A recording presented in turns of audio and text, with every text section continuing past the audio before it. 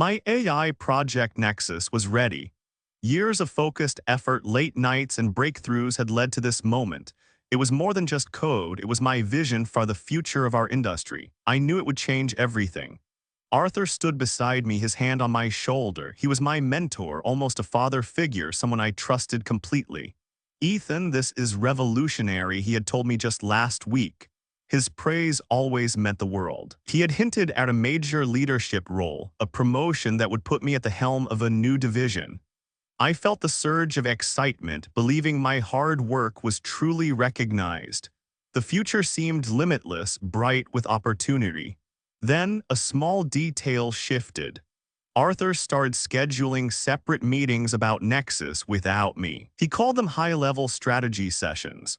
I shrugged it off, assuming he was just handling the executive details. An email arrived in my inbox marked urgent confidential. It was from HR requesting an immediate meeting with Arthur present. My calendar was clear, but a strange unease settled over me. This felt different. The meeting was brief, cold. HR read from a prepared statement. My employment was terminated, effective immediately. Arthur sat there, silent, his face unreadable. The words hung in the air, sharp and unexpected. They mentioned restructuring of project leadership and reassessment of intellectual property ownership. My project Nexus was now theirs. My name was erased, my contributions dismissed. It was a calculated move. I walked out of that office in a daze. The hallway lights seemed too bright, the air too thin. Disbelief was a heavy cloak around me. How could Arthur, the man who guided me, do this? The betrayal cut deep. Later, the pieces clicked into place. Arthur's promotion, the multi-million-dollar bonus tied to Nexus's launch. It wasn't just my job, it was my life's work. He had orchestrated this entire professional downfall for his own gain. The initial shock gave way to a calm, focused resolve. This wasn't just a setback, it was a declaration of purpose. I would not let his treachery stand. My name, my project, my justice. I would reclaim it all piece by calculated piece. The days after my termination blurred into a heavy silence. My phone stayed quiet. Colleagues, once friendly, now avoided my calls. I felt an isolation that cut deeper than any words. The public disgrace was a heavy burden, a shadow following my every thought. Then I saw it. Arthur on every news channel presenting Nexus. He stood on a brightly lit stage, my project's name emblazoned behind him. He spoke with confidence, claiming all the credit. A cold wave washed over me. It was my work, my vision, stolen and paraded. The accolades poured in. Industry experts praised his brilliant innovation. The corporate bonus, a multi-million-dollar sum, was announced with fanfare. My chest tightened. Every word of praise for him felt like a direct insult, a twist of the knife in my professional grave. I replayed his presentation frame by frame. Something felt off. A technical term he used, a sequence he described. It was close to my design, but not quite right. A subtle inconsistency, like a note played just slightly out of tune. It sparked a flicker of unease. My unease grew into a sharp suspicion. I remembered specific code architecture, unique solutions I had implemented. Arthur's explanation glossed over these details, or worse, presented simplified alternatives. The core of Nexus felt altered, diluted. This was not just theft, it was a calculated manipulation. The realization hit me hard. Arthur hadn't just taken my project, he had meticulously restructured it, erasing my digital fingerprints, replacing my complex solutions with his own, less elegant ones. This was a deeper, more calculated treachery than I had imagined. He wanted to own it entirely down to its very foundation. I needed proof. My first step was to discreetly reach out. I contacted a former colleague, someone I trusted, who still worked within the company's IT department. A simple coded message was enough. I asked for a technical review of a specific component, a part only I would know to ask about. A few days later, a cryptic email arrived. It contained a small encrypted file. Inside, I found documentation for the restructured Nexus architecture. It confirmed my fears. My original, efficient code had been replaced with a patchwork of less optimized solutions, Arthur's fingerprints all over it. The file also revealed a critical vulnerability. Arthur's changes had introduced a significant security flaw, a backdoor that could compromise the entire system. He had sacrificed integrity for speed to quickly claim the project as his own. This was a professional negligence that could not be overlooked. My initial despair vanished, replaced by a cold, clear focus. Arthur's arrogance was his weakness. He had left a trail. This wasn't just about reclaiming my project, it was about exposing a professional fraud. I began to map out my strategy, piece by calculated piece, ready to dismantle his fabricated empire. My small apartment became my command center. I set up a secure network, a place where I could work without leaving a digital trace. This investigation needed to be invisible, precise. I started by reviewing all my old project files, every line of code, every design document. I used my old access credentials carefully. My contact in IT provided a secure channel, a ghost in the system. I began sifting through archived corporate communications, looking for anything out of place. It was like searching for a single grain of sand on a vast beach. The first red flag appeared. A series of internal memos dated weeks before my termination. It discussed project realignment. My name was subtly absent from key decision-making emails. Arthur's name, however, was everywhere. The seeds of my removal had been sown early. Then I found the reputation sabotage.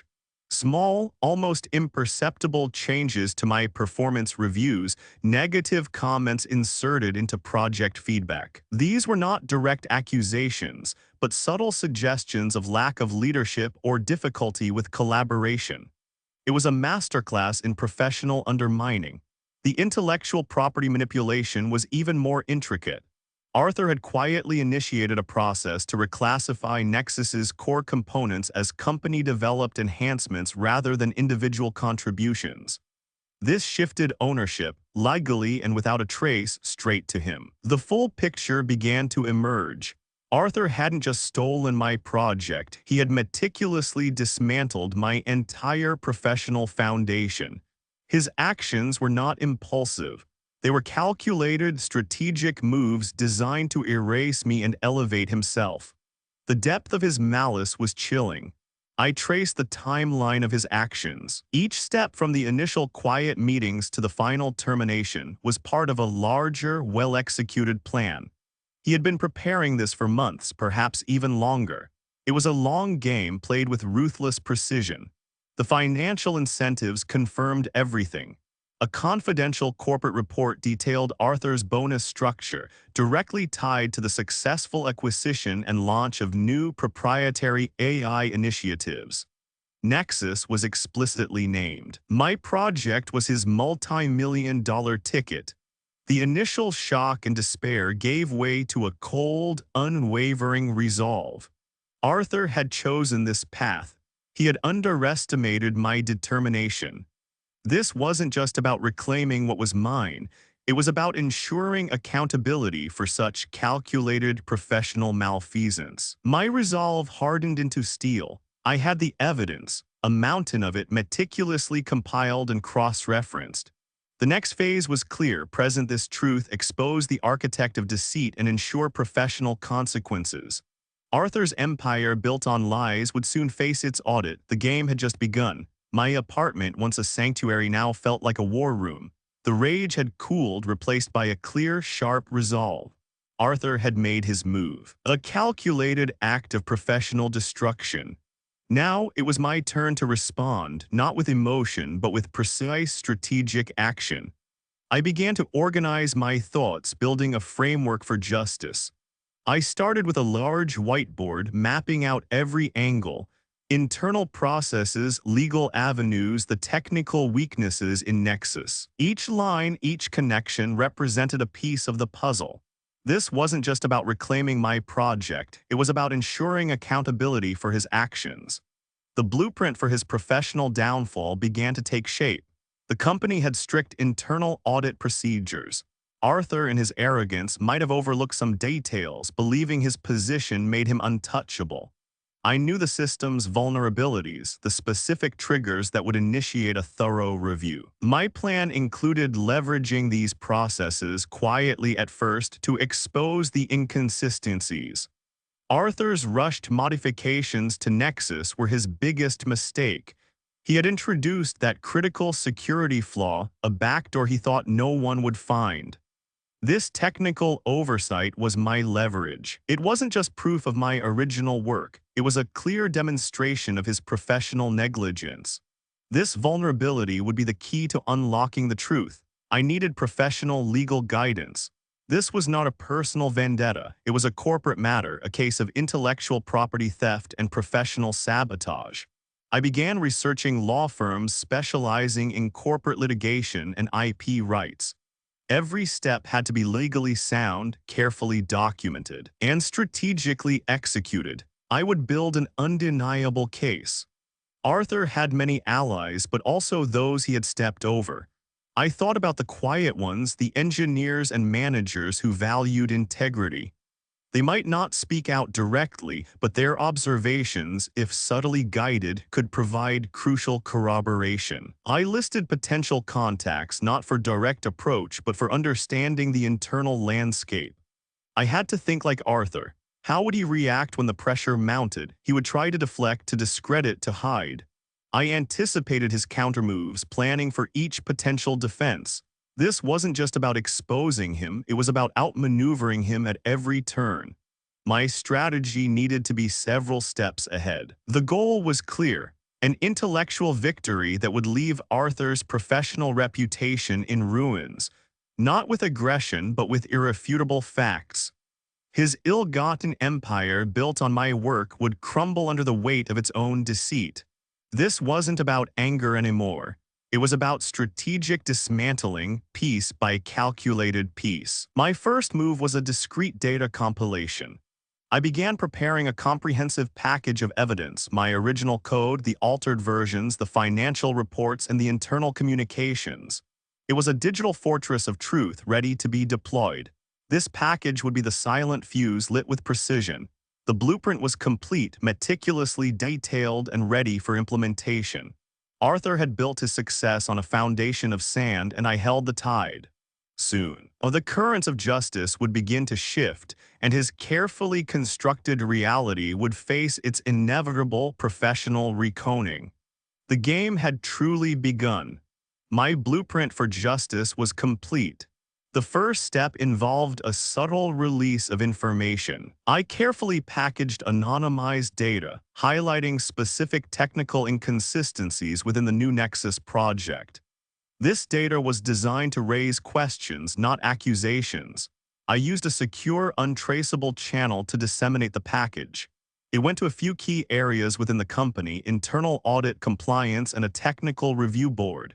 It would appear as a random discovery, a concern from an anonymous expert. The initial inquiries began quietly. Small. Internal memos circulated, requesting clarification on certain project specifications. These were the first tremors, subtle shifts in the corporate landscape. I knew the system would react slowly but surely. Arthur, absorbed in his new role, initially dismissed these inquiries. He saw them as standard bureaucratic checks, minor hurdles for a project of Nexus's scale. His confidence was still high, his guard down. He had no idea of the true source of the scrutiny. Then the technical discrepancies started to surface more visibly. Engineers working on Nexus began encountering unexpected issues, code conflicts, and design flaws. These were the very vulnerabilities I had identified, now manifesting in the live project. Arthur found himself increasingly challenged by these unforeseen complexities. The project, which he claimed as his own, was proving more difficult to manage than he had anticipated. His quick fixes were unraveling, exposing the fragility of his borrowed foundation. I watched from the shadows, tracking the internal communications. The tone shifted from dismissive to concerned, then to urgent. The audit team was digging deeper, prompted by the very inconsistencies I had highlighted. My strategic countermove was taking hold. The first cracks in Arthur's carefully constructed facade appeared during a project review. He struggled to answer specific technical questions, deferring to his team, his usual confident demeanor faltering. The questions were too precise, too pointed. My determination remained unwavering. Arthur was unaware of the true source of his troubles. He likely blamed incompetent staff or unforeseen technical glitches. He still believed his deception was foolproof. This ignorance was his ultimate vulnerability. The unraveling had begun. Each technical issue, each internal inquiry chipped away at his fabricated empire. The currents of justice were shifting slowly but powerfully. This was just the beginning of his professional reconing. The next phase would be even more decisive. The internal audit officially launched. My anonymous reports, combined with the project's growing instability, had forced their hand. I felt a quiet satisfaction as the first corporate memos about a comprehensive review began to circulate. The wheels of justice were now turning visibly. Arthur initially tried to downplay the audit. He sent out an email calling it a routine check, but the project's performance issues were too significant.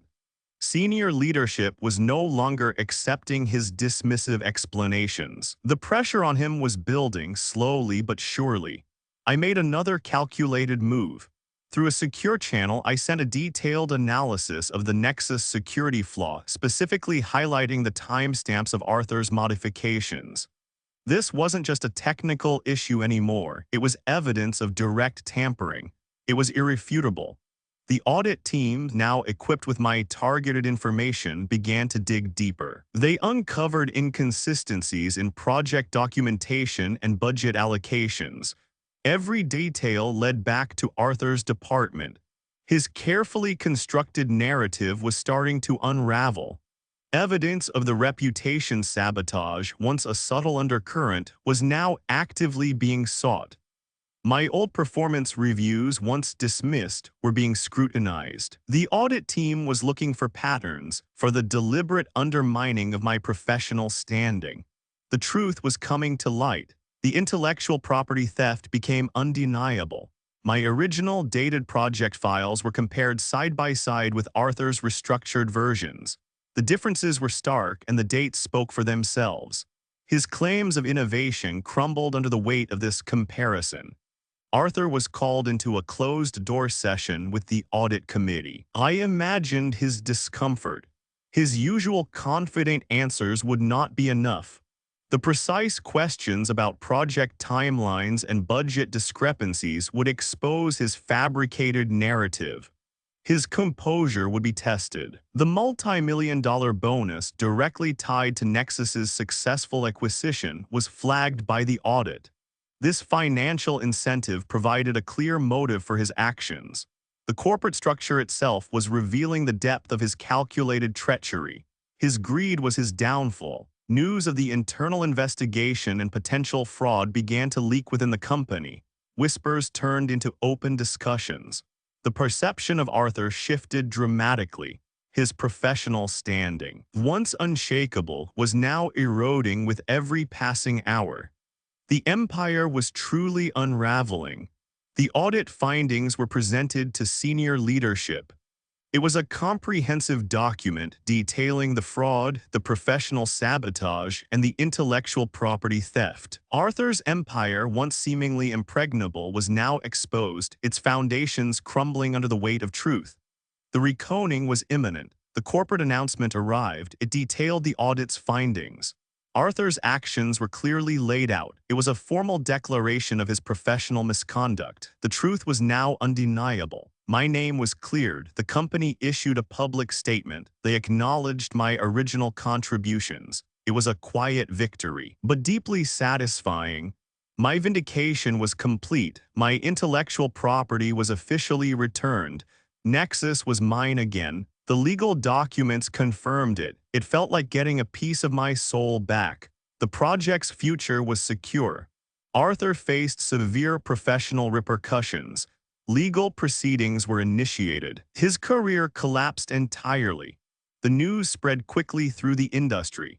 His professional standing was gone. The media picked up the story not with sensationalism but with facts. Arthur's reputation was in ruins, his carefully built image shattered. The public knew the truth. I felt a calm satisfaction. The path had been long, it cost me much, but justice was served. There was no joy in his downfall, only the righting of a wrong.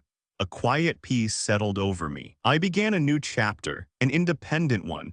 Nexus would flourish, but on my terms. This was a rebirth, a true beginning. My vision for AI would finally be realized. His professional disbarment was confirmed. He was isolated. The empire he built on deceit was gone. He had no one left. His choices led to this outcome. My resilience was evident. My strategic brilliance was clear. I had outmaneuvered a predator. This was an intellectual victory, a testament to truth. It was a lesson learned. The legacy of his treachery remained, a stark lesson for all, but my focus was forward. My future was unwritten, but it was mine. I had the last word, and it was a new beginning.